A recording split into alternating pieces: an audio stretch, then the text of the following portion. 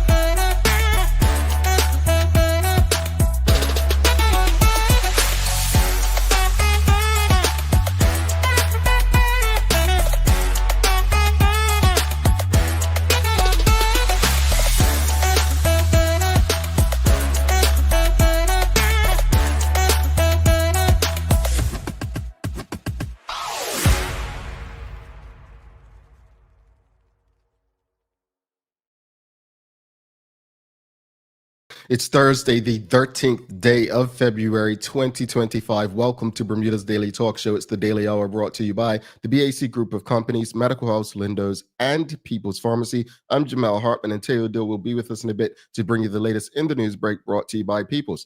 Happy Thursday to you.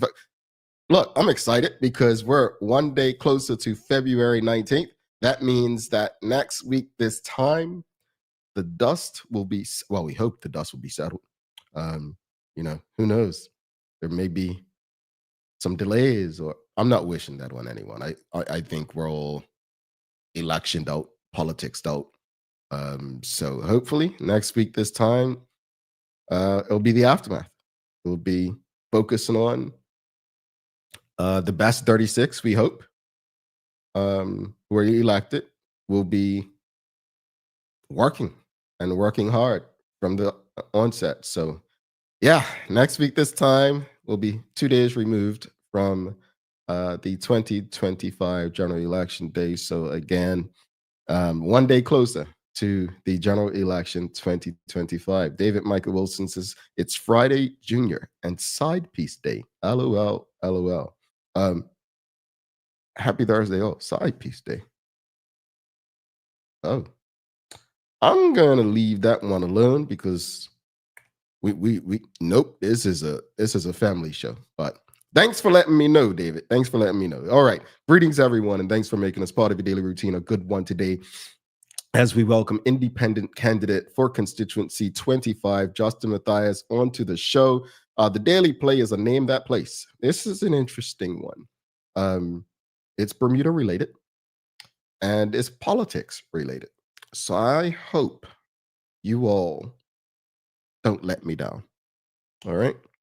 Don't forget to subscribe on our website. Follow us on all of our social media channels to stay up to date with all that we have going on. Help us grow beyond the mic as we do our part to continue to improve our community.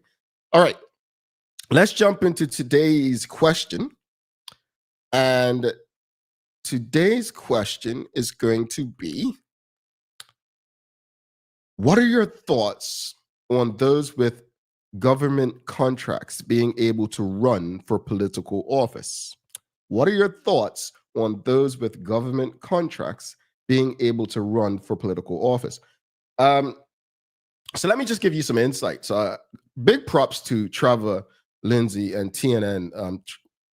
Trevor, I always say, one of Bermuda's best reporters. You will always know or have an idea of what's going on simply because of Trevor exists. So props to him. But there was a story on TNNBDA.com. That's the actual website. And it basically says, it's headlined, OBA misses legal deadline, 3 candidates risk disqualification. And so it reads, it says the Progressive Labour Party takes seriously our commitment to the rule of law. This is why, as required by Section 30, in brackets 6, of the Bermuda Constitution, Order 1968, our candidates who have an interest in government contracts submitted their declarations on time by the legally mandated deadline of Friday, February 7th, 2025. It is deeply concerning that the One Bermuda Alliance, a party that often claims the moral high ground on issues of governance, has blatantly failed to meet this fundamental requirement. The OBA's declarations only appeared in the newspaper today. February 11th, 4 days after the deadline. This means that 3 of their candidates, Victoria Cunningham, Scott Pierman, and Dion Smith, may now be disqualified from contesting the upcoming general election. Says the law is clear, candidates must declare their interest in government contracts within 7 days of nomination.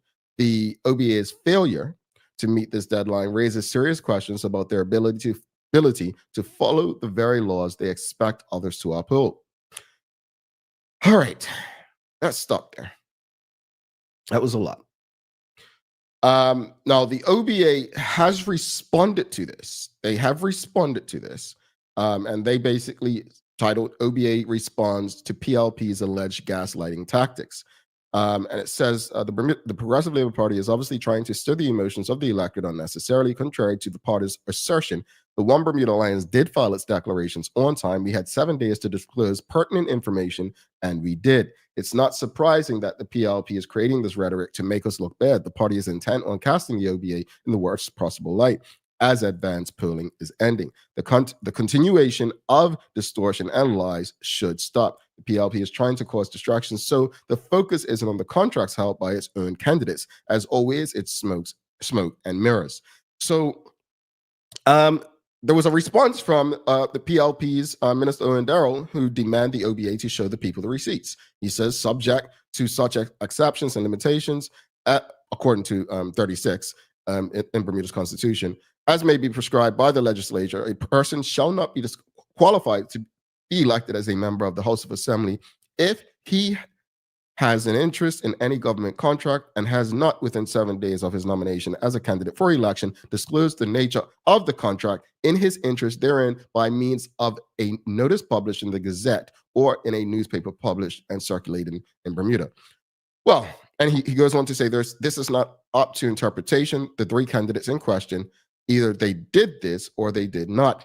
And then Victoria Cunningham of the One Bermuda Alliance said, this is titled an administrative error in the filing of certain declarations, says Victoria Cunningham.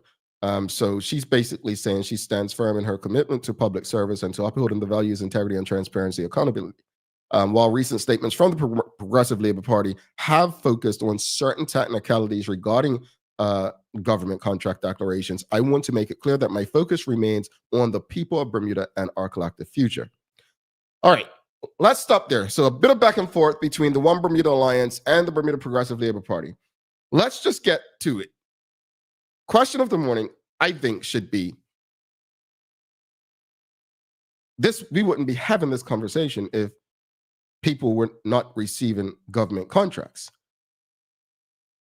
What I mean by that, so it's, this is public knowledge who's got government contracts. Now, we already know that if someone works for the government of the day, meaning if they're a public officer, civil servant, however you choose to refer to them as, then they, as you saw with Lauren Francis, she resigned from her job. You saw with Cameron Fox, who put his, his name forward as an independent. He resigned from running, or withdrew his name from running because he was a government employee. I think fair is fair. If you cannot be employed by the government and run, then if you have a strong interest in a contract, government contract, then you shouldn't be able to run too. That's my personal opinion. That's my personal opinion, because both are benefiting from government dollars, right? I mean, this is a way to avoid unethical behavior and corruption, right? No? What are your thoughts, audience? Should those with government contracts be able to run for political office? And also, should those receiving contracts be allowed, should they be allowed to run?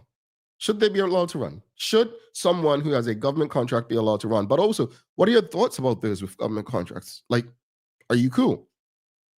Are you okay with it? I mean, keep in mind, with bias aside, Bermuda's very small. So if we only have one company in Bermuda that can provide a service, and this person really believes they can make a difference and the people support them, do we make exceptions? What are your thoughts? Where do you stand on this? It's an interesting one. It's a sticky one. Suzanne Ingham says, awesome Thursday, Jamel. Sorry, my mind was distracted extremely fast and I missed who is the news. It's Teo today. So she says, so to whomever it is, awesome Thursday to you too. Amari Simon says, to the question, yes, as long as it's disclosed in full. As long as it's disclosed in full, they should be able to run. So transparency, if transparency exists, then why not? I'm just not sure why anyone would not want to be transparent, knowing that in small Bermuda, the general public will find out, right? But what are your thoughts, audience? How do you feel about that? This is the daily discussion brought to you by our friends over at Titan Express and Secure Trucking. But let us know your thoughts. The daily discussion is brought to you by Titan Express and Secure. Visit TitanEXBDA.com, your leading tour and transport provider specializing in Black History tours throughout the island. And SecureBDA.com for all your property management, waste management, residential, and commercial trucking needs. Professional, punctual, and reliable service is our commitment to you. All right, questions of the morning. It is, what are your thoughts on with those government? Sorry, what are your thoughts on those with government contracts being able to run for political office? And like, what are your thoughts? Like, what do you think about that? And should those receiving government contracts be allowed to run for just a yes or no? Should they be able to run? Yes or no? Just a simple yes or no. Malik 24 has island construction with a question mark. What does that mean? Help me understand that, Malik. What does island construction with a question mark mean? This is certainly, it's certainly not about one company or business. I mean, there are other people with businesses that benefit from government contracts. If that's what you're saying, if you're asking, is this about island construction? Well, no. It's definitely more than just them. But if that's your example, well, they may fall within that, right? But who else, audience? Like, what are your thoughts? What are your thoughts on this? Should they be able to run? Yes or no?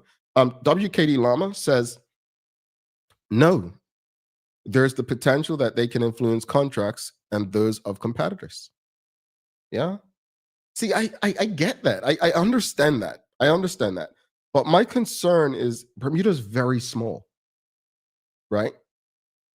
It's a very small community. I completely understand what you're saying. So if you're telling me that someone who benefits from a government contract, right, and they're the only company in Bermuda that offers this service, otherwise you'd have to go outside of Bermuda, but yet they also make a great advocate for the people, so they get into politics. I'm torn on this because I do get the potential for unethical behavior and corruption, but I also think in a small community there could be exceptions. No, in stating that, I do also feel that if people who are government employed can't run, then why are people who are getting contracts? That's just me. Should those receiving government contracts be allowed to run for political office? Sean Smith says yes. Okay, got a yes. All right, we've tied a no, a yes. What else, audience? Just a yes or no? Headley and Swan said, Bruce said, yes, they should be able to run. However, they just need to be transparent. Okay, all right. I agree with that. I agree with that. The only way I will say no, the only reason I'd say no is because government employees can't. You remove a lot of people when you do that. Sancha Durham says, Zandy Silva, island construction has been making millions for years, benefiting from government contracts. Okay. Yeah. But again, if he's the only, and I'm not saying he is, I'm just saying, if island construction is the only company that can provide a particular service that the government needs, then is that really an issue? Suzanne Ingham says, agreed, transparency is vital, and we haven't had transparency for many years. No favoritism allowed. Okay. Again, what else, audience? Should those receiving government contracts be allowed to run for political office? And what are your overall thoughts on this topic? Rhonda Johnson says yes. Okay, we've got another yes. Sean Smith says, Glenn Smith of Auto Solutions was awarded a contract supplying electric vehicles to government. Okay. And Glenn Smith, folks, if you don't know who that is he was a Bermuda Alliance member of Parliament from 2012 to 2017 in C14. Ellen K. Horton, Ms. Horton says, interesting question. The PLP did complain about who was getting contracts when the UBP was in power. Now the shoe is on the other foot. Okay. Sean Smith says Gibbons sancho has leased of space for government to years. Has leased space to government for years. I think that's what he means. All right. Sancho Durham says, are they? Help me, sis. What are they? Are they who? What? This means that she's not happy with me, folks. Yeah, usually I get words, but she's not happy with me. Teray Toll says, it depends. I don't think people should be punished for providing quality products, but if the contracts are awarded because of proximity to power, no. Civil servants should also be able to run, in my opinion. Indeed, and that's why I tie the two together, Teray. I agree. I think if those who have government contracts are able to run, then I believe public officers, civil servants also should be able to run. I also take what Ms. Ellen Kate Horton said, like it was a problem then, so why is it okay now, right? And she also says, I don't think you can avoid giving contracts to persons who might run. Indeed. And that's the other thing is, let's say next year there's a big bid that goes out and a contract, someone puts in for the contract and they get it. Now they have no political interest at the time. And then another 4 years later, they believe they can make a difference politically and they get involved and they have this long-term contract. Do they just give that contract up? It's a sticky one. And folks, I appreciate your feedback. I appreciate that everyone has different responses, yes and no, but I do think there's a bigger conversation here. And I think in a small community, it may be hard to avoid something like this, but I think as long as this exists, the most we can, ask for and demand is transparency. We want transparency. We want to know. We want to ensure that there's no hint of unethical behavior or corruption, right? Rhonda Johnson said the vast majority of government cars are Toyotas. I don't need to tell people where they came from. Okay. Well, I don't know where they come from. I'm just going to assume that it's a company that's affiliated with a political party based on that statement. Ms. Ellen Kate Horton says the important thing is that we share the wealth. We share the wealth. Let's see over on the gram. Okay, you all are tuned in, but you aren't commenting. All right, so I want some more yeses or nos. Audience, yes or no? Just yes or no. Should those receiving government contracts be allowed to run for political office? Yes or no?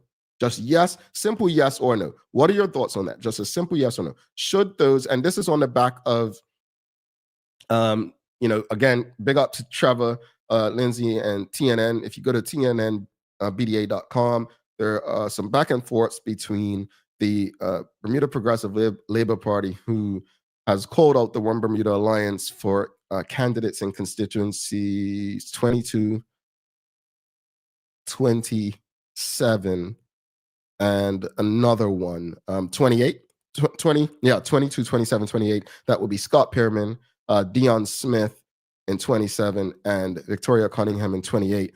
Apparently, the PLP calling them out for not declaring their interest. And the OBA has responded that we did file, which, according to the Constitution, 36, they're supposed to file within 7 days of the nomination day. Amari Simon says the public should be able to see the whole timeline of contracts being awarded. Full transparency, right? Full transparency.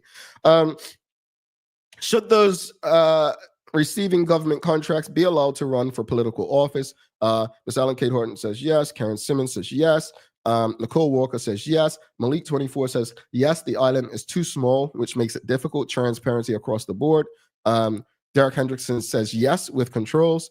We've got Renee Simmons says, seems hypocritical to me. Why is it that some candidates who have government contracts is acceptable, but civil servants, are not permitted to enter as a candidate? Yes, if transparent, but make it feasible for civil servants as well.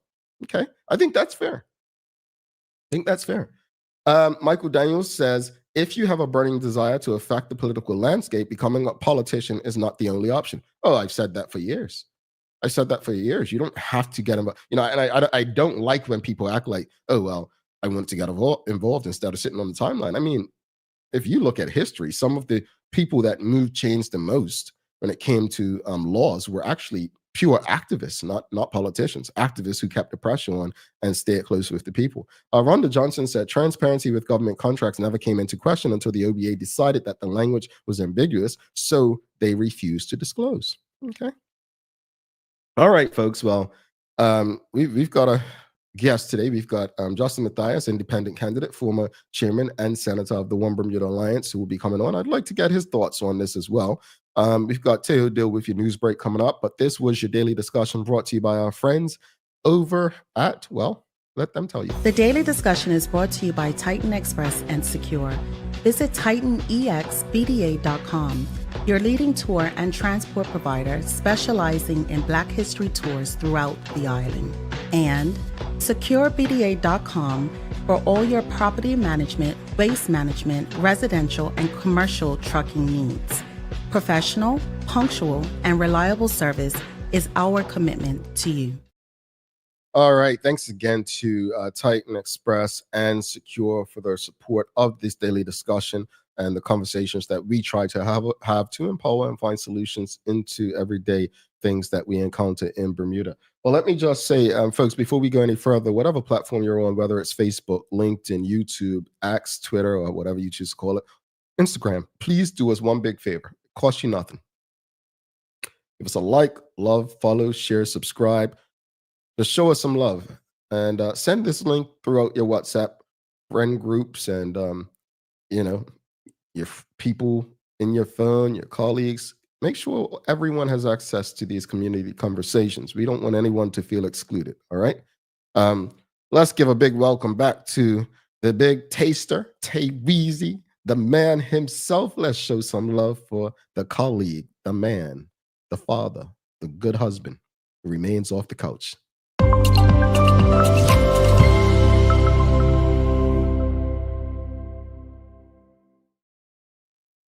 Hey, morning, Jay. Thank you. That was a really generous introduction there. The taster, though. Oh, I mean, no, the taster. I mean, I do obviously taste lots of things. You know what I'm saying? Like I'm good at tasting. Yeah. I think I show it more though. Yeah.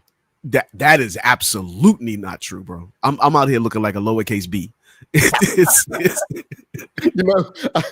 I actually was watching you speak at. I tried, man. I couldn't watch it all. Speak at your father's service, and Tay looks pretty bulky. Like you know. It's like you look pretty. Bro. All right. Father's life, man. Sleep is just a reliable sleep schedule doesn't exist. Got a bunch of stuff going on, and I am obsessed with making sure that my kids eat home cooking as often as possible, which means that I like make sure it tastes nice. I put a little extra butter in there, you know what I'm saying? And I gotta make sure, like you said, I was a taster. So anyway, I'm not trying to make excuses. I'm just saying I know what I am. Okay. I know I'm a lowercase b. We appreciate your transparency, since that's the word of the morning. That's what we talk about. Well, and speaking of transparency, your interview yesterday, props due. I haven't told you directly. It was really, really solid with Eugene Dean from the Imperial Group. And that, to me, was a takeaway from the entire conversation that you had with him. Because as he described, the Imperial Group's participation in the general election is intended to, through committed, transparent nonpartisanship, provide a political focal point for the other independent candidates to coalesce around and form that kind of coalition everybody's been talking about.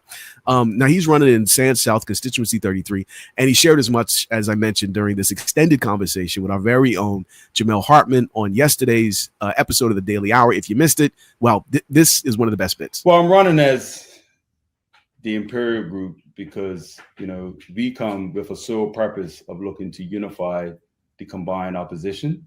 And Imperial Group is a community organization that for decades has stood for unity. Our mantra is unity in the community, whereby fighting with peace and not for it. So essentially, I've come to the table as I am. You know, I haven't come as something other than what people have known me for years, and that's important. And also, it was important for us to stand alone, right? Because in unifying, we can't be seen to be joined at the hip with any one particular side. You know, in technology in Silicon Valley, they would call a person like Eugene Dean a disruptor, right? Yeah, a little bit. Yeah, right. And honestly, I mean, regardless of how you feel, all of us actually benefit from disruptions. And I'm going to use Bermuda context. Hitch kind of is a disruptor, right? It's like Bermuda's version of Uber, what's the other, Lyft and whatnot. So it's a disruptor. You know, a lot of people walk around with smartphones right now. Well, if you know anything about, you know, Apple, like it's a disruptor. Apple literally ruined CD Discman and Walkmans and everything, right? It's a disruptor. So all that to say, I think what Eugene Dean is presenting may not sound popular or likable, and it just seems like he hates your political party, but he's actually probably the disruption that will lead us to what you probably all truly want. Man, you must have been sitting with me as I was writing this thing, because the next clip that I excerpted from your great conversation with him speaks specifically to that point, because he responded to the established party's critiques of this year's historic collection of independent candidates, saying that the established parties, the PLP and the OBA's response to this change to political norms in Bermuda, it demonstrates the distance that has grown between these parties and the electorate. Well, as it relates to the OBA and the PLP, you know, they have been entrenched in what historically has led us to this place politically in Bermuda. So it's no surprise to us that they find themselves challenged to shift mindset, you know, to come into alignment with what the people are actually looking for today. And what we're finding from people is that people are far more inspired by the thought of a coalition government than any particular party, you know, running the country. And I wanted to straight ask you this though, Jay, like, because I think I know, but I just want to be sure. In principle, a coalition government, you think, would be inherently better? Like I'm saying, separate the concept from this particular political moment. I'm saying more broadly, like a coalition government, not rather than one dominated by a particular party that has the majority of seats in parliament, just a group of people that get elected and then they sort of come together on spontaneous areas of agreement. That would be better, you think? I think my concern would be it maintaining its independence. And what I mean by that is when you think of pre-1968, you know, it can be argued that's how the United Bermuda Party really came about, right? It can be argued that they start off independent, then realized, you know what, we'll get more achieved together. I do think it probably is in the general public's best interest for more of a coalition style, because if I take the words of Susie Arruda, it's really representing your constituents. If your constituents say, no, we're not moving forward with this, then you're going to not be afraid to be on an island on your own because there's no party whip to follow. But if you want to stay on the good side of those, you know, you're sitting alongside, then you don't represent your constituents. I'm going to use the Honorable Minister Dale Butler. If many people forget, Dale Butler was one of the most liked ministers, Minister of National Security. I think, Teo, you may have been his junior minister at one point. Yeah, culture and social rehabilitation at the time. Yes. And I think when the whole situation happened with Dr. Ewart Brown and the Wiggers, Dale Butler, I think his constituents weren't happy. And if I'm not mistaken, he resigned as a minister. I think you're right. I think he did. Yeah, I think he did walk away from cabinet. Yeah. Yeah. And in saying that, to me, that would be the expectation of someone who is part of a coalition government. It would be like, hey, you're a great minister and all that, but your constituents are not happy. So if we can maintain that, Teo, I think it could work, but I'm not quite sure we're there. We're that mature politically, not just as the electorate, but as people who are seeking political office. Yeah, I think you're absolutely right. The thing to bear in mind when folks talk about coalition governments, like our view of the political world on a global scale is way too narrow. Like when Bermudians think about international politics, it's almost always, and I'm not saying this as a critique of our community. I'm saying I'm in this group too. We think of the States, we think of the UK, we might think of Canada, maybe, and maybe like parts of the Caribbean.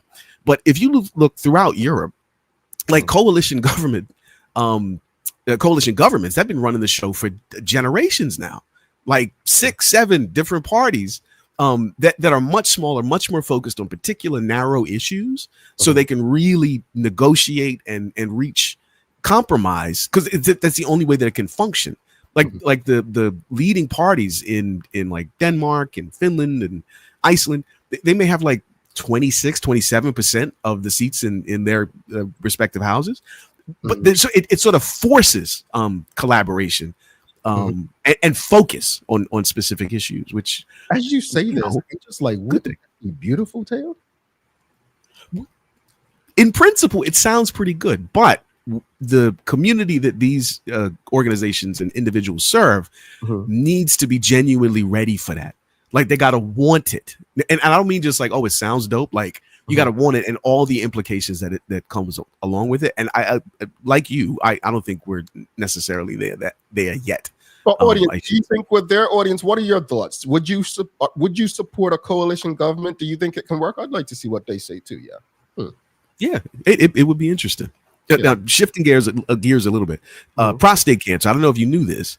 It's the number one cancer affecting men in Bermuda, and it has mortality rates here that double that of other developed countries. Health Minister Kim Wilson underlined as much during the launch of the Integrated Care in Bermuda Understanding Prostate Health booklet, designed to help improve prostate care and outcomes for this distinct patient cohort. It is critical that we understand and improve care pathways for prostate cancer so that we can deliver the most effective screening and the best, most efficient treatment for men who are diagnosed. Our goal is to also improve outcomes and share information about what can be done to understand and reduce the risk of developing prostate cancer so that men and their families can make well-informed decisions about their health. You know, a friend said to me this week, speak to her about every couple months. Oh, what you up to? I'm just heading to the dentist. She goes, one thing, you definitely make sure you get everything out of your health insurance. I said, the hell yeah. I said, I came from a family like that. I said, when I was a child, my sister and we had a little earache. Mama took us doctor, whatever. And I said, the family I came from is, if we're paying for health insurance, we will be getting our annuals doing stuff. I say that because I appreciate that so much, prostate cancer and the like. And, once you hit Teo and I's age, you have to get a urologist and stuff like that. And, colonoscopies and, the poke, all that stuff. I don't, it's just a lot of stuff you have to go through. And I'm encouraged when I see stories like that. I just hope that we are encouraging other men, whether, friends, just people you work with, to go and get checked. Early detection, as they say, is key. Yeah, like the sooner you get it looked at, the sooner you can identify it, the sooner you can get treated, and the sooner you can get on with the rest of your life. And if it's really that simple, make it work for you because you're paying for it. Yeah, no, max out. Like go as many times as you ain't got to pay for. Exactly. There you go. Real quick, now, sure. Alan Kate Horton said, Jamal, if I remember correctly, none of the ministers resigned, but they were all replaced. EB, talking about Dr. Brown, fired all those who spoke against him in that situation. The cabinet, who was supposed to know, had no idea what was happening. And I do believe that the only minister that knew was Colonel Brush at the time, if I'm not mistaken, about that situation. Yeah. Yes. Yeah. You are completely right about that. Thank you, Miss Horton. Now, in other disconnected news, I don't know if we're thinking about this enough, but the proposed Trump tariff regime is likely to make life harder for us here in Bermuda. This from the OBA's Shadow Finance Minister, Dr. Douglas Takuto, who told our friends from Bermuda Youth Connect recently that U.S. President Trump's plans to make it more expensive for American producers and retailers to buy products from virtually every other major industrialized nation could lead directly to increased costs for local consumers. While it's true we may not be directly impacted unless, say, Donald Trump passes a law or puts out a tweet mentioning Bermuda, I think we are going to see some serious impacts on the island. I know he's talked about raising tariffs on steel and aluminum from China. He's talking about putting tariffs on Mexico and Canada. Since we buy all of our goods essentially come to the United States, when those tariffs increase the cost of living there, we are surely going to see an increased cost of living here, and that's really not going to be great for us. So I'm transparent. You all know that I don't eat eggs since Teo ruined that for me, like many years ago. So honestly, that's one of my great successes. Like I'm gonna go to my grave, feel like, well, at least I got that accomplished. And you're saving me money because apparently, since Mr. Trump has been president, I've seen all this stuff about the cost of eggs, even higher. And remember where people thought eggs would mysteriously come down. And so I saw this stuff, and then I've read about the tariffs. And all I keep asking myself is, if you don't own a chicken coop in Bermuda, how are you going to be able to have your eggs? Like, I don't know how this is not a bigger topic of conversation around this election. Like, the tariff situation. Maybe it is, and I'm missing it, but I am not understanding why this is not a bigger topic of conversation on the tips of people's tongues. Because for years, I know Bermuda's proximity-wise, the U.S. is right here, but this is an opportunity to seek out different trade partners if this is in fact going to impact us the way it could. One thing we have to understand, though, a lot of the executive orders that President Trump has pushed for have been challenged in court. So a lot of it's not really going to happen, but some things that we need to keep a very close eye on, because this is not going to be whoever's governing after next Tuesday. It's really not their doing in terms of what the cost is going to be, but they're going to have to deal with the brunt of it. Yeah, because the one thing out of the raft or, machine gunning out of executive orders that the Trump administration has been sending out, the tariffs, that's the one that the courts can't challenge. It's the one thing that the president can basically do at his whim. And you know why I don't think people are really talking about it? Same reason, one of the reasons that Trump got back in the White House in the first place. People don't know what tariffs mean. They don't know what they are. They're just taxes. They're just taxes. That's all. China's going to pay for this, or Canada's going to pay for this, or Mexico. And I'm like, and I speak to a friend, a business owner regularly, and it's like, the house never loses. This is always on the consumer. Yeah. And I'm not trying to disrespect or disregard anyone, but Teo, you don't have to go to business school to understand that, right? No, man. You ain't even got to Google it. You could just say, hey, Siri, what's a tariff? And then believe what it tells you. Believe it. Yeah. It's more reliable than, some of the other people who've been talking about this stuff for a while. But speaking of the U.S. president, Elon Musk, you see what I did there? Was once again, he was caught lying to justify his actions. I don't know if you've seen this clip. It's been all over the place in the past 24 hours.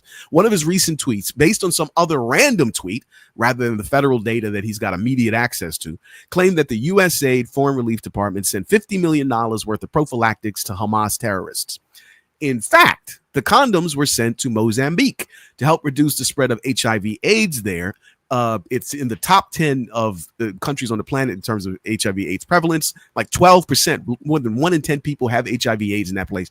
And they've been sending this stuff to help reduce that for years. Anyway, check out Elon's surprisingly honest response to a reporter. Also, watch his son, who's just kind of hanging out in the Oval Office. And most interestingly of all, I think, look at Trump's face during the whole thing and tell me what you think. First of all, some of the things that I say will be incorrect and should be corrected.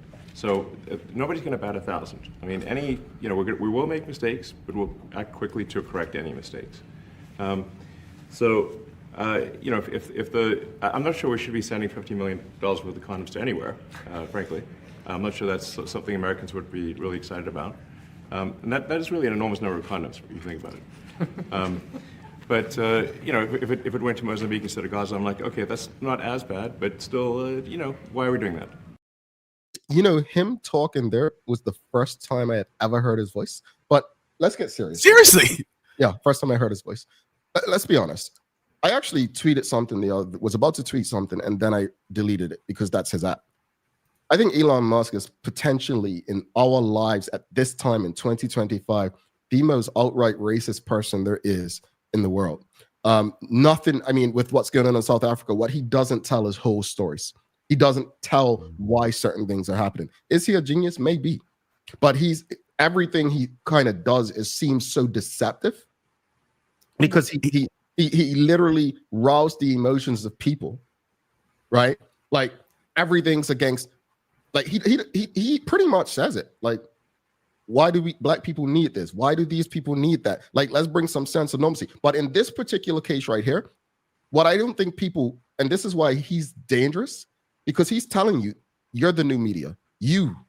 Anyone's the media, except traditional. And if you look at the statement that was highlighted right there, he's going to say things incorrectly. That's reasonable to say, right? Like, of course, everybody makes mistakes, but his mistake was, I'm not going to pay attention to like literally all of the federal data that I've got access to. Mm-hmm. No, just some dude, like Mountain Goat 66 asterisk on Twitter that says, you know, to send the condoms to them Hamas buys, don't you? And he's like, well, shocking. Let me republish that and send it to 100 million people, and then leave it there. Just leave it like it's nothing. It is bizarre to me. People run with it. It's no different than what happened with the situation that happened with the airline, that people losing their lives, the helicopter and the airline, where people on that app immediately went to say it was a transgender pilot and whatnot, and people ran with it until the pilot came out and said, that was not me. Like, I'm here, whatnot. So it's dangerous, man. It's dangerous. It really is. It's bizarre. I you know what? I'm trying to look after my health, just like we were talking. Mm-hmm. I need to keep Elon's name out of my mouth because like my head get a little tight every time I start talking about that fella. I have some kind of good news as far as the weather is concerned, at least half good news. Today is going to be the last warm one between now and Sunday. Today will be very sunny, very bright, temps nice and seasonable, but they're going to be disrupted by a weak cold front that'll show up late tonight, early tomorrow morning. That means we're getting a bunch of wind, a bunch of rain Saturday evening, alongside a sharp air temperature drop. It's going to be in the evenings below 60 again, like 57, 58, which will feel like 52, 53. So yada, yada, yada. It's still hoodie season. Comport yourself accordingly. Indeed. Appreciate you, Teo. Well, Tay, guess what today is? Oh, I don't know. I'm going to give two. It's World Radio Day, Teo. Is it really? Yeah. That's cool. That's where we signified our bond. Yeah. That's a really good way to, I feel bonded to you. You're my man. Yeah. But you know what? Have you ever had the experience? No, okay. No, this may be a little too transparent. There was a point in our relationship where, we were seeing each other every day, right? Like for real. Mm-hmm. And I remember developing like a spider sense about you, where say after I go home in the evening, maybe like 11 o'clock at night or something, I'd be like, oh man, Jay's gonna be upset tomorrow. like so, you know how like the thing you got with like your siblings and all that, like you could just sort of feel it in the atmosphere. Like that's how tight we were. Now I'm not saying we're still in that place. I can't Spidey sense you no more. I got that level of affection. He ain't invited me over for dinner yet, folks. Remember, he told me bro, it's an open invitation to standing. What are you talking about? All right, but I got one more for you. Yeah. It's actually, I didn't know this was a day. It's Black Love Day today, Teo. Black Love. So, beautiful. Folks, can I share a story with you real quickly? So, Teo loved to make fun of me back in the day, whether it was making me quit eating eggs or whatnot. So back in the day, young puppy love, when I was at the radio station, I got my lady at the time a promise ring. Remember that, Tay? He went on the radio and he told everyone I was engaged. Right? I was like, no, it's just a promise ring. A promise to do what? I forget. That was a long time That's ago. The question I asked then. It's the question I maintain now. A promise to do what? Teo had all of Bermuda thinking I got engaged. Right? You did. They were like, "Oh, congratulations, man! World Radio Day and Black Love Day. Happy Black Love Day to you all." Man, you don't need friends like Teo, folks. You don't need people like that. But they are a lot of fun. What's gross about having a lady friend, young lady? It's a great question to me. But Tay, man, welcome back. Good to have you back. We got Justin Mathias coming up. Yeah. Oh, I got to give you. I don't have a political joke today. I don't have one. Oh, thank God. Jeez. All right, fine. I'll have one. We have a transparent relationship. I'm just saying how I feel. But before I dip, I just want to say thank you specifically to you, Jay, and the entire TDH crew for being so supportive over the last little while. And the loss of my father has been incredibly difficult, and you have lessened that burden, and you continue to. So I'm really, really grateful for y'all. Thank you. And as you know, I kind of try to keep my distance, but I do slip in. Hey, Tate, how's things? And you've helped me through the process. I'm not going to share how, but again, although my mom's been going over 3 years, to me, it never ever ends. So I appreciate what you've done for me in this period as well, which I've taken advantage of. So thank you. I'm grateful, bro. I'll see you tomorrow, huh? All right, chat soon. Teo deal, folks. If you've just tuned in, make sure you give us a like, a love, follow, share. Don't go anywhere. You know how it goes. Sometimes we go over, but we're going to make sure we have a full conversation with Justin Mathias immediately following this break. We'll be back in 3 minutes and 13 seconds. Stick with us. People's ACW, located at King Edward VII Memorial Hospital, carries over-the-counter medicines, toys, cards, and even toiletries.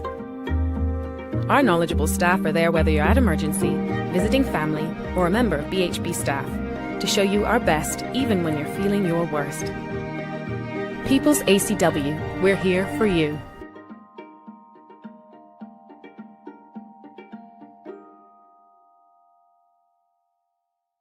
When it comes to footwear, we carry functional, comfortable, orthopedic, and waterproof shoes. We have construction shoes, golf shoes, shoes for walking, shoes for boating. We even have shoes for pickleball. We have shoes for everyone. With brands by Skechers, Atrax, Propay, Easy Street, Nursemates, Clogs, Avenger, Cherokee, Cat, Frog Talk, and DeWalt. The list goes on. See it all at our new expanded location on Bakery Lane. Welcome to the new bulk store, Lindo's Next Level. Wake up in the morning with enough coffee to keep you running throughout the entire day. Your pet at home deserves the best. Stock up on dog food to keep your puppy happy. Need a quick tasty lunch at home? Your chicken nuggets will be jumping right out of the freezer. What's a movie night without popcorn? You can never have too much. Lindo's Next Level. Why go anyplace else? Unlock your business potential with BDC's General Microloan, offering up to $30,000 for Bermudian small and medium businesses. Whether it's for inventory, working capital, or equipment, we provide 100% guarantee on approved loans. Simple application, low interest rates, and fast processing. Apply today and make your business dream come true. The One Bermuda Alliance is committed to securing Bermuda's future. We believe the island can return to the prosperous place it once was for everyone. The only way to do this is through fiscal responsibility and creating opportunities for residents to thrive. We envision a Bermuda where our young people are valued and will want to build their futures. We are a team of diverse Bermudians who bring a depth of expertise across industries. We have what it takes to turn Bermuda around. Vote OBA on February 18th. Bermuda Trivia, the Black History Edition, is now available at stores throughout Bermuda. Visit bermudatrivia.com or email contact@bermudatrivia.com to learn more. Join us, the host of Bermuda's only dedicated talk show for live election night coverage on February 18th. We'll be joined in studio by former Premier of Bermuda, Dr. Ewart Brown, as well as former members of Parliament Patricia Gordon Pamplin and John Barrett, with political commentary from human rights activist Taj Donville Otterbridge. Coverage begins at 7 p.m. across the Daily Hour social media platforms and Channel 82. Election night coverage is proudly brought to you by Medical House and the North Shore Medical and Aesthetic Center. All righty, welcome back to the big show. I'm Jamel Hartman. It's the Daily Hour brought to you by the BAC Group of Companies, Medical House Lindos, and People's Pharmacy. Folks, please do not forget to subscribe on our website. Follow us on all of our social media channels to stay up to date with all that we have going on. Help us grow beyond the mic as we do our part to continue to improve our community. And if you haven't already, whether you are on Facebook, LinkedIn, YouTube, X, Instagram, whatever platform you're on, our website, although you can't do it, give us a like, love, follow, share the conversation with your friends, your family, your colleagues. If you want to become a member and join the likes of Ashwarnat Bell, Karen Simmons, Kia Vinay BDA, Mark Arthur C. Phillips, and get some insight into what we do, how we do it, just hit the join button on the YouTube channel down below. All right, let's welcome. We've got Justin Mathias. He's a former One Bermuda Alliance chairman and senator, and he is running in constituency 25 as an independent candidate. Let's give a warm TDH welcome to our guest for the day, Justin Mathias. Greetings, sir. Greetings. How are you? Good morning. How are you? I just love the fact that my neighbor's dogs have been silent this whole time, and now they're barking up a storm outside. You know what? Hey, at the end of the day, they may have a lot to say about this upcoming election too. We're not going to leave them out. But you know what? They're not registered to vote. They can't. Well, you know what? I thank you for your patience. Thank you for doing this. This is very early to do on a regular basis, and interesting connecting with our audience. I appreciate that. But before we get into today's conversation, even about you, we had a discussion this morning. We were asking about government contracts. Before we touch on anything else, what are your thoughts on those with government contracts being able to run for political office? Well, I agree with the sentiment of everybody else. People should be able to apply and have government contracts, right? We have a free market economy. And if people want to provide services to the government in any capacity, whether it's working directly for what I call the small government, which is the lowercase government, or the big uppercase government, then all you need is transparency and full disclosure. And I think everything is fine. A little bit of my background, I studied political science. Let's get there. I just want to respond to that. Don't run. We're having a conversation. But in you saying that, I definitely appreciate that, because I think the key word in all of that is transparency. And I think that's where what the audience was saying this morning. They're okay with it, but it must be transparent. So submitting those documents, filling out those forms. But for those who don't know you, tell us a bit about your background and what it is that you do. Yeah, like my background, I studied political science and accounting in school. I came back, I was doing just local wealth management. I then went into politics for a year. I took a year off my career. I went and reinvigorated the FBA. Then I became the deputy chair of the One Bermuda Alliance. Then I became a senator. Then I became the chairman of the One Bermuda Alliance. Then I went back into the private sector, well, the public-private sector, because I was at an audit firm. I was in public service there. And I got my CPA, so I'm a chartered professional accountant. I did my 3 years there, and then I went into investment and treasury in the international business insurance space. So not doing actual accounting, but I used my designation for investment and treasury. What I was saying earlier was not to talk about my resume, but what I was saying is that when we study political science in university, right, you talk about these things, especially when it comes to government contracts and having policy people, right? The separation that you have to have is that the civil service is a total separate entity than the actual government, right? There's two different governments, and people like to put them together. They are not together. They never have been together. The civil service in any country, doesn't matter if it's Bermuda or not, they have to have political neutrality, right?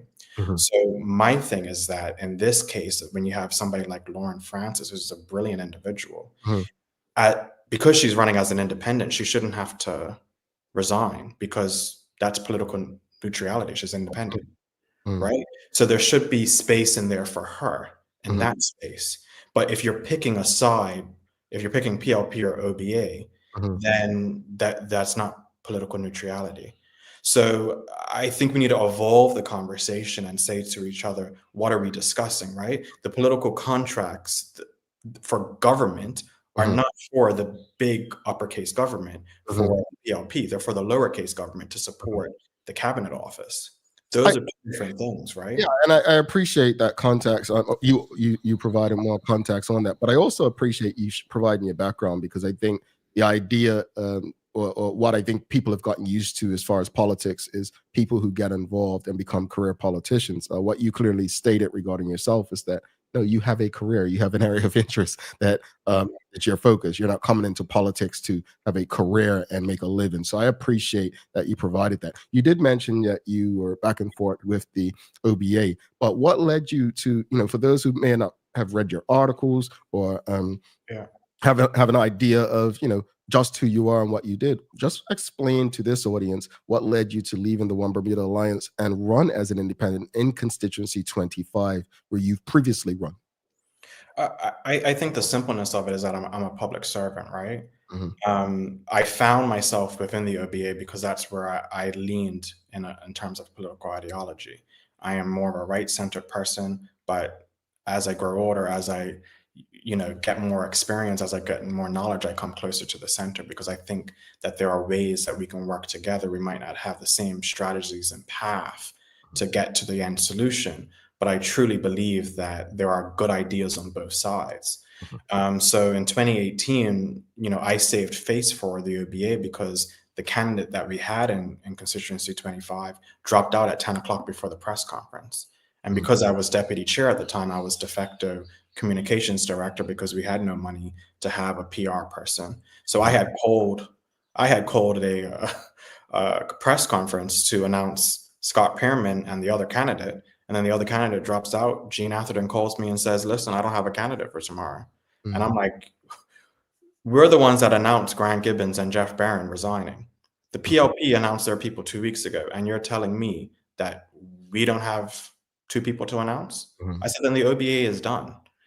So I had to call, because I already had my job offer from the local audit firm. I had to call them that morning before the press conference and say, listen, I told you I was getting out of politics, but I don't know what's going to happen, but I have to put my name forward to save the party, because if we don't go forward, the party's over. So that happened a couple of years ago. What led you to leaving recently, or like eventually leaving the party and to run as an independent in a constituency where you've run before? Yeah, so my first, when Craig Cannonier pretty much took out Gene Atherton in September of that year, then they tried to remove me because they thought that I was in her pocket as the chairman and that I wasn't going to sanction their vote of no confidence in Gene Atherton.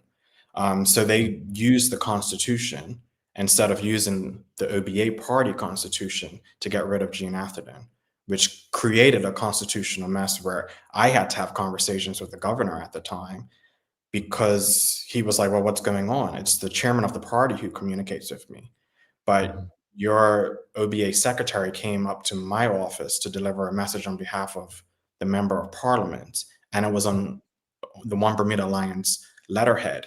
So how did you sanction that? And I said, no, I didn't sanction it.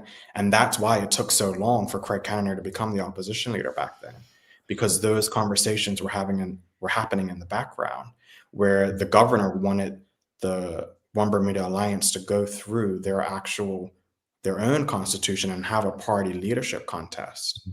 So you left the party at that time? I left the party at that time. I resigned. I came back into the room. I resigned again because I wanted to run for constituency 25, and they wouldn't allow me to run. And why wouldn't they allow you to run after you put your name forward? What was the reason? Because they said they had a new and fresh candidate. Okay. And so run in this constituency where you've previously run, basically to combat that. Say that again? To combat, them not allowing you to run in that area, you've chosen to say, you know what? Well, I'll still run. I know these constituents. I was actually naive, and I accepted 27 because I didn't know who the person was. Okay. And then when I realized who the person was, and it was Doug Dakuda, and I realized that I was swapping constituencies with him because he ran in 27 and 2020, I was like, well, what the hell's going on here? You said it was a new and fresh face. So that's why I was just like, oh, this seems like it's a pay for play situation. And that's the principle that I resigned in OBA back then as well, because I'm not supporting that, right? The people of Constituency 25 shouldn't support that at all either. You know, it's just because, and I've laid that out. You know, Doug ran as a UBP candidate, then he ran in 27. He ran in 29 for the UBP in 2000, and I can't remember, 7, I think. And then he ran in 2020 under OBA in 27, and now he's in 25 for this 2025 election. So, you know, as he's becoming more of a donor within the party and his profile is rising, he's getting a safe seat, right? And I don't agree with that style of politics. And I stood on my principles and said to myself that, you know, we should have a little bit of moral and ethics to say to each other that this is how it goes. And to bring us back to the discussion of today, right? The people of this country are electing lawmakers. So people might think that, oh, you know, Justin is just really attacking OBA and the conversation should be attacking the government. But you're telling me that you don't even understand the constitution of this country, right? So the administrative error that they made with these 3 candidates speaks levels, because you're telling me that, oh, it was an administrative error because, oh, you know, I thought that the Constitution spoke about business days. So yeah, we filed in 7 business days, but the Constitution was written in 1968. This isn't civil and criminal law. This is constitutional law. I wanna get away from all of that, because I have a lot of questions and the audience are coming at you at this point. I want to get away from that. I want to switch gears and come back to the point of having you on today. You're running as an independent. As an independent, how do you see yourself navigating Bermuda's political landscape differently from party-affiliated candidates, especially as you were one previously? I think there's a freedom in nature, right? It goes back to basics. I think what people want is true representation. They want to be able to talk to me and be heard, but then have that security to know that the decisions that we make as a collective within Constituency 25 are the issues that we're raising in Parliament. And those issues are the issues that don't have any party lines attached to them.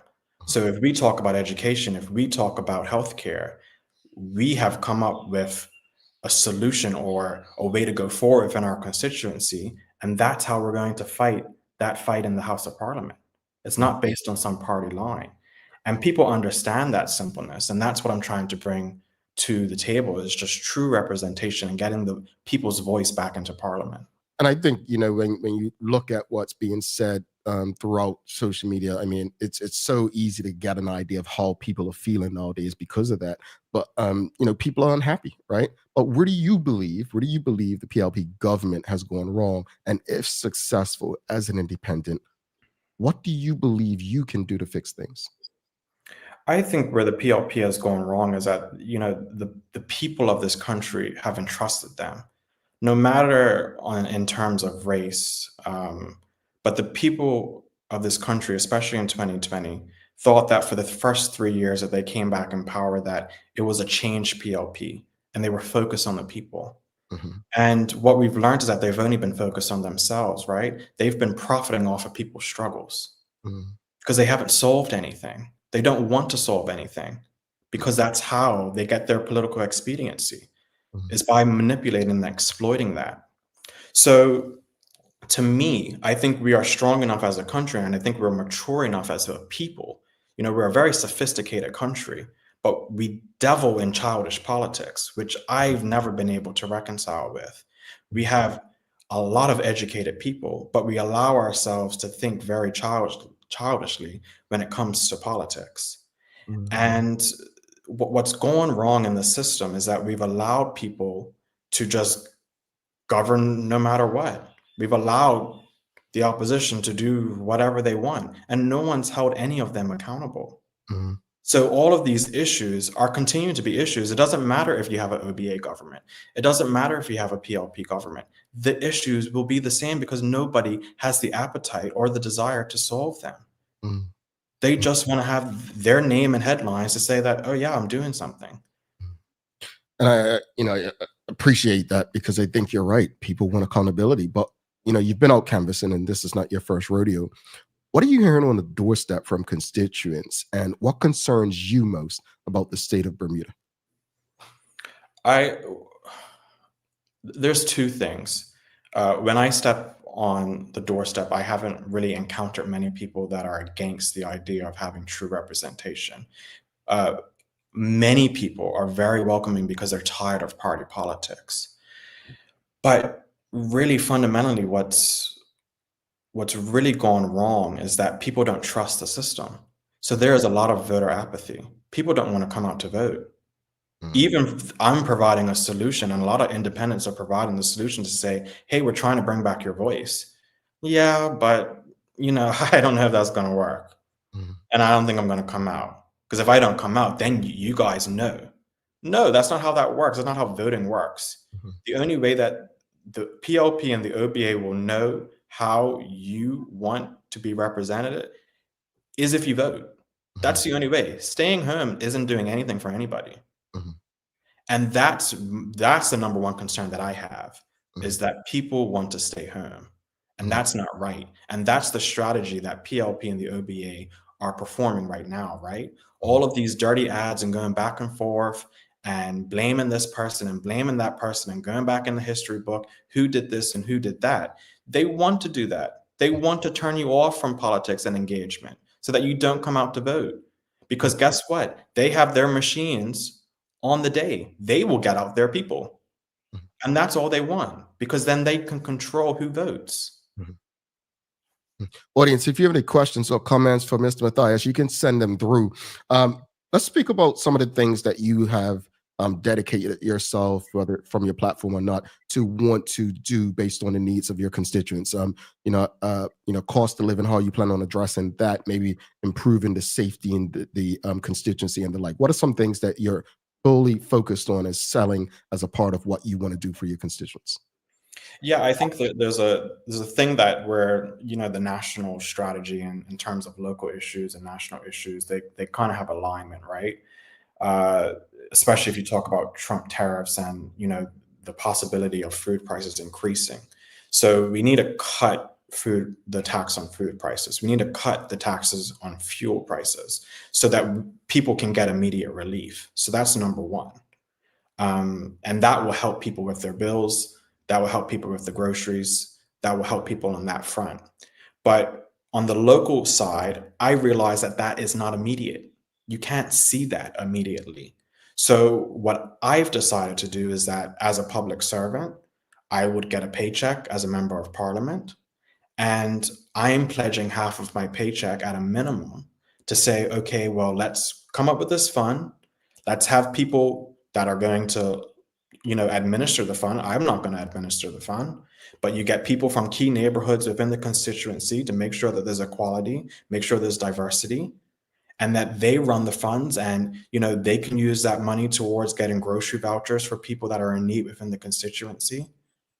That for people for the elderly and for seniors, if they need help and support to go get groceries, they don't have a car, they need medical support, they want to stay in their house, they don't want to go to senior care homes, that they're allowed to do that. On top of that, we have a traffic congestion issue within our constituency, and more people would like to use the ferries. But in terms of leaving your car at home, there's no parking spaces on Harbor Road to facilitate the Harbor Road ferry, the pink route.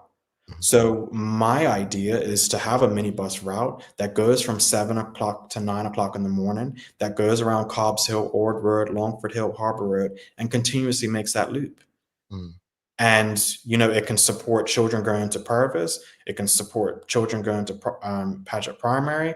It can support whatever. If you want to go stop at Cobbs Hill and Middle Road and walk down to Lindo's, then that's fine. So, you have to build upon those things. And my whole entire thing is we have to build back the community, and we have to build back helping each other, right? We've deviled into a style of politics that's so divisive that it's bred itself into the regular community. So the Bermuda that I grew up on, where you spoke to everybody, you said good morning to everybody, that Bermuda is starting to go, because people are starting to mimic what the politicians are doing and the rhetoric that the politicians are making in the House of Assembly. And to me, as a society, we have to stop that, and we have to, go back to basics and be a mature society where we have respect and love for each other. There's some pretty good ideas, and you answered one question that I think people would have had prior: is where's the money going to come from? And you said you'd give up your part of your salary as an MP, which is admirable. Independence. We all know that no independent candidate has been successful since the late Stuart Haywood in 1989, and that was under the other system. Why do you believe you can change that with who you're up against? I mean, you're not, respectfully, you're not up against slouches. You've got Joanne Ball Burgess for the Bermuda Progressive Labor Party and Dr. Douglas DeCudo in the One Bermuda Alliance. I think, from the outside, you all seem like three great candidates. But what makes you believe you can change the history of the independent candidate in this constituency? Listen, I can only put myself out there, and I can only put my truth out there, right? The confidence that the voters will give in me on Tuesday, that's up to them. What I say to people is that constituency 25 is really lucky, right? We have 3 amazing candidates. So after the fact, you can't tell me that constituency 25 can't be a successful constituency, no matter who wins. Because I truly believe that no matter if I win, no matter if Joanne wins, no matter if Doug wins, constituency 25 wins. And that's all that matters to me. And I honestly, I truly do not care if I win. I'm still going to help my constituency, because if I don't win, I'm still going to represent them. I'm still going to represent their interests, and I'm going to run again in the next election. So I'm not going anywhere. And to me, that's why it doesn't matter if I give up my paycheck or not, because I'm going to be doing the same exact thing, whether I get paid for it or not. Indeed. Let's go to the audience. Got quite a few questions. And audience, I'll get through as many as possible. Michael Daniel says, if you are successful at the polls, how do you feel about the Imperial Group? I think the Imperial Group is great in terms of the unity that they want to bring to the country, right? I think all of us as independents, if you would say, what is the central value that you want to bring to the country, I think it's to bring unity and to get away from this divisive style of politics. So while I haven't, delved exactly into every single thing that the Imperial Group stands for, I know that there's goodwill people within that group that want to see and affect change. So I'm in support of it. I haven't, gone down into the realm of, looking at every single initiative that they want to have. But from what I've heard from people like Eugene Dean, I think there's great things that are happening in that space. Indeed. Shamari Sky, he says, I've heard stories of blackball, etc., for those who speak out against political parties. Is that still an issue presently? What advice do you have for others who want to speak out but are fearful? Oh, yeah, I mean, it's huge, right? The people of this country can see that. They can see that. I mean, I don't want to toot my own horn, but I'm a pretty competent person. So for the OBA to come out and say I'm a disgruntled volunteer is really disrespectful, because I was not just a volunteer. I led your youth group, I was your chairman, and I was your senator. And you're calling me a disgruntled volunteer. And those are people that are just joining the political system, right? And, you look at it and it's just like, why would you do that? If you're new to the system, why are you trying to follow the old politics? But what they wanted to do was to stop other people, because there's other chairmen of the OBA that aren't in support of this regime. There are other members of parliament for the OBA that do not support this OBA regime. And the same thing goes for the PLP. There are former PLP MPs that have resigned that don't support their regimes, but they don't speak to the public. The public should know that. The public should have access to all this information. But there's so many people that want to, while if I get called in the future, I don't want to, no one can accuse me of coming out and not supporting my party. But how is that right? How does that benefit Bermudians? How does that benefit the public? So my advice is don't have fear. Why are you fearing a system that doesn't exist? The political parties have no basis in the Constitution of this country. They don't exist. They are an additional layer as society that we've built on top of our Constitution. But you shouldn't fear something that doesn't exist. Okay. Nicole Smith says, you seem to be obsessed with the OBA. Can you confirm if Jarian Richardson was lying when he said you reached out to the party on January 8th to offer assistance? Just like I said before, I offered a lot of people assistance. It wasn't just Jarian. It was Victoria Cunningham. It was Tariq Smith. There was a lot of people that I know within the party that I believed were good people, and I was saying, how can I help? When I realized behind the scenes what was going on within the OBA, because I work a full-time job, I'm in finance, I was in year end, I wasn't focused on what was going on. I'm working 10, 12 hours at work.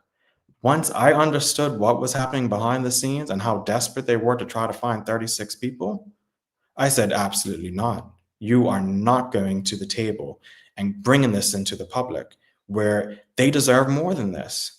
You've had 5 years to get your act together and you don't have 36 people and you are calling for an election? Absolutely not. I would not stand for something like that.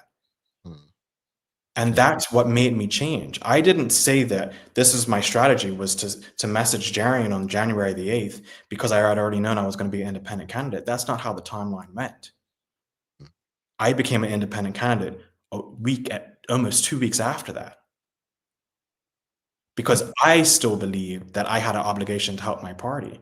And then once I realized that I wasn't helping anything because the party's just been done for a long time.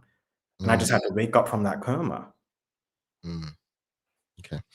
Kia Vinay BDA says, what is Justin's vision in regards to food security, e.g. more local farming and trading goods with the Caribbean?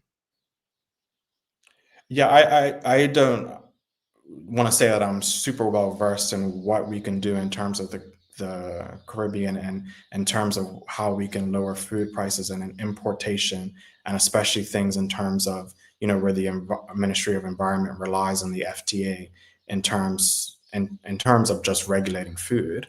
I think there's probably a good opportunity there because we can lower the cost instead of getting food from America. And I think we've done that in terms of the shortages in bananas, and we've had bananas coming in from Costa Rica and another location that I can't think of. But in terms of food security, I think in terms of everything, we need to become a more sustainable country. We can't continue to allow ourselves to be ruled by getting a container ship. So whatever it takes in order to get farming back in this country and getting local production back in this country, we need to do.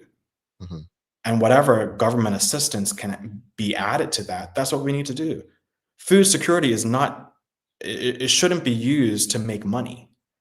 It should be used to help the people. So whatever it takes to get food security in this country is what we need to do. Indeed. We've got Alexander C.D. Abbott says, what's up with the debate? I wonder how the independent candidates were selected. Yeah, he's talking about the national debate on Sunday.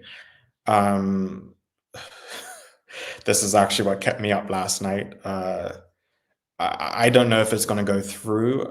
There was a lottery system that picked the independent candidates. So the 27 candidates got put into a bag, and then somebody picked names, and the names came out of the hat.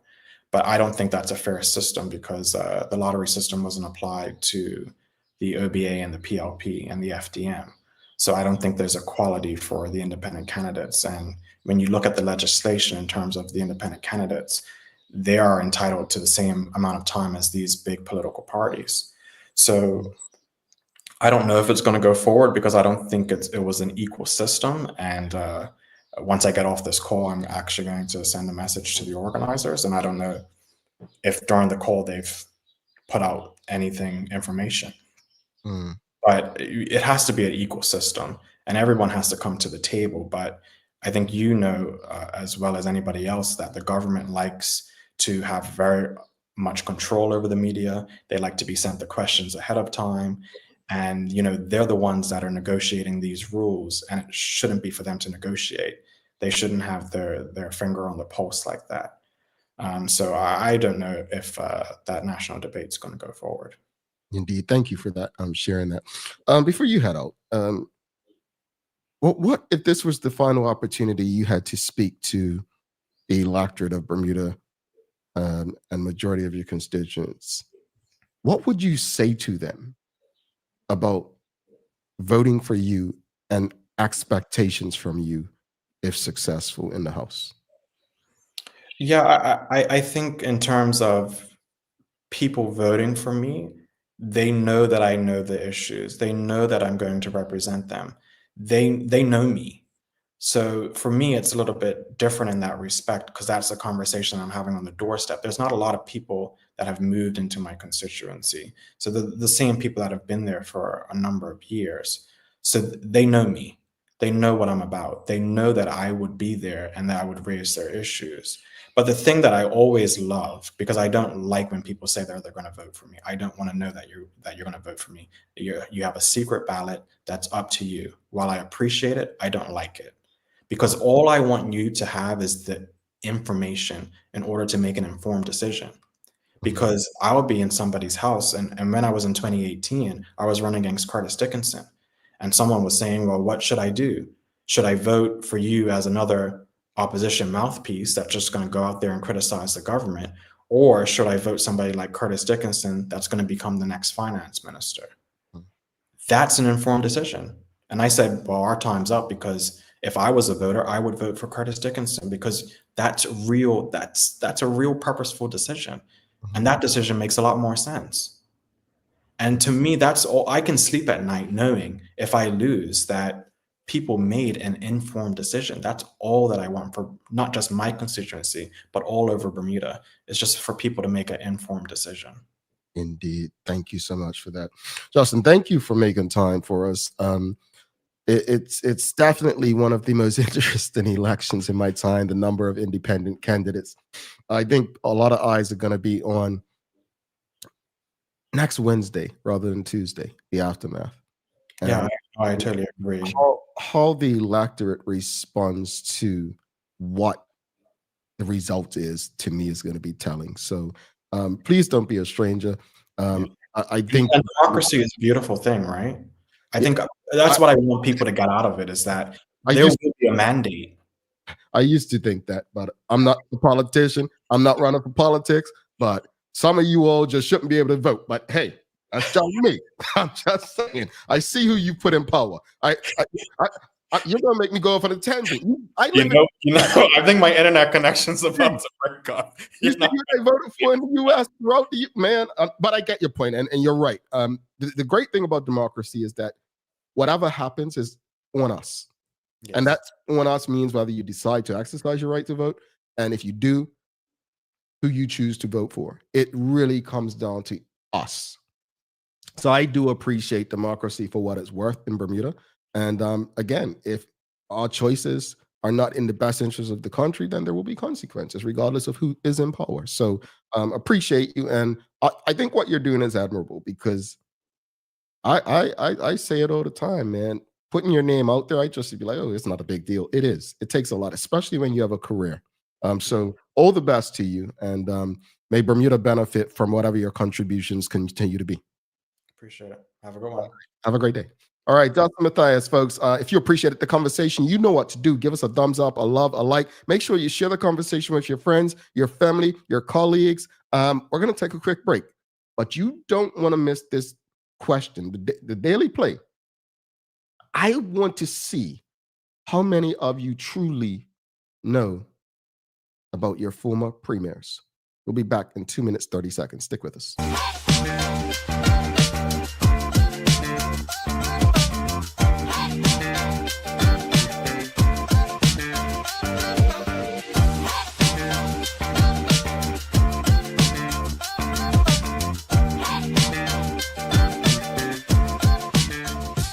Join us, the host of Bermuda's only dedicated talk show, for live election night coverage on February 18th. We'll be joined in studio by former Premier of Bermuda, Dr. Ewart Brown, as well as former members of Parliament Patricia Gordon-Pamplin and John Barrett, with political commentary from human rights activist Taj Donville Otterbridge. Coverage begins at 7 p.m. across the Daily Hour social media platforms and Channel 82. Election night coverage is proudly brought to you by Medical House and the North Shore Medical and Aesthetic Center. Looking for the best care for your pets? Nova's Ark Feed and Supply has everything you need, from top quality foods to toys and supplies. We've got it all. Join our frequent buyer program and earn rewards every time you shop. Plus, we've been awarded the Clever Customer Initiative program for helping you save more. And don't forget, we open an hour early on Saturdays so you can get a head start on your pet care. Visit us today or shop online for easy pickup or delivery. Your pets will thank you. Right. Who was the first woman to become not just the first female opposition leader in Bermuda, but throughout the entire British Commonwealth? Dame Lewis Brown Evans. Hey, buddy. Hun, who was the first woman to serve as opposition leader, not just in Bermuda, but throughout the entire British Commonwealth? Dame Lewis Brown Evans. Mason, what did you say? Dame Lewis Brown Evans. Dame Lewis Brown Evans? Where do you find that? Mommy playing Bermuda Trivia. Mommy playing Bermuda Trivia. Oh, honey, I'm so proud of you. Good job. It's true. Children are a reflection of their environment. Bermuda's favorite trivia game, fun with a purpose. To educate, to entertain, to inform, to inspire, to learn, and to enjoy. Bermuda Trivia, all volumes now available at various stores throughout Bermuda. Visit bermudatrivia.com to learn more and follow Bermuda Trivia on your favorite social media platforms. All right. Thanks again to Justin Mathias for stopping through for today's conversation. Want to give a big shout out to the BAC group of companies, Medical House Lindos, and People's Pharmacy for ensuring that we can have these conversations with you on a regular basis. Their support is not taken for granted, and we definitely appreciate them ensuring that we can wake up, do the research, and be present with you to provide these daily conversations for you. If you haven't already, please give us a thumbs up, a love, a like. Make sure you share the conversation with your friends, your family, your colleagues. All right. It is time for the Daily Play, brought to you by Bermuda Trivia, now available at stores throughout Bermuda. Follow Bermuda Trivia on Facebook, Instagram, X, and TikTok to find out why it's Bermuda's favorite trivia game. All right. It's a Name That Place today. All right. Here we go. Sir Edward Trenton Richards, known as E.T. Richards, was Bermuda's first premier. In what country was he born?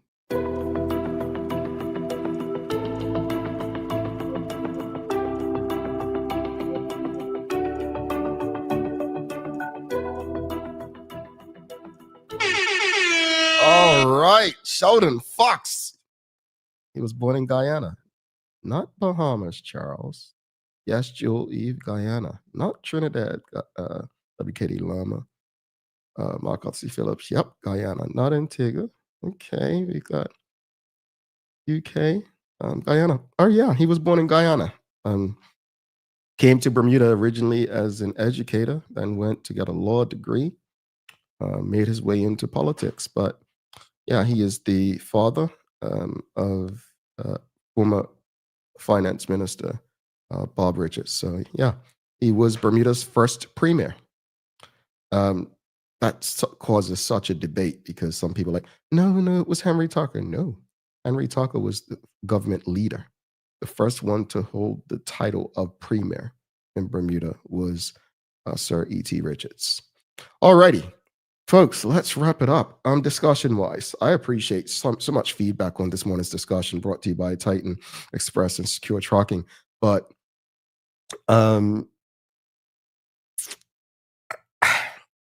it's a tough one. I think the idea that people shouldn't receive contracts is probably not going to be helpful in a small community. I definitely think in a small community, it's hard to avoid that. But I think what Bermudians are asking for is transparency. And that's what I think we should be aiming for and expecting of anyone who wants our vote or to represent our interests. So I think transparency is the name of the game. As far as the conversation with Justin Mathias, I really appreciate it. Hearing his background and getting to know him beyond the politics. All I had really known about him was, joined the OBA. He was a senator. He was a chairperson. Very outspoken and courageous younger person. but having an idea of, who is this person, what they do for a career, kind of gives you a sense of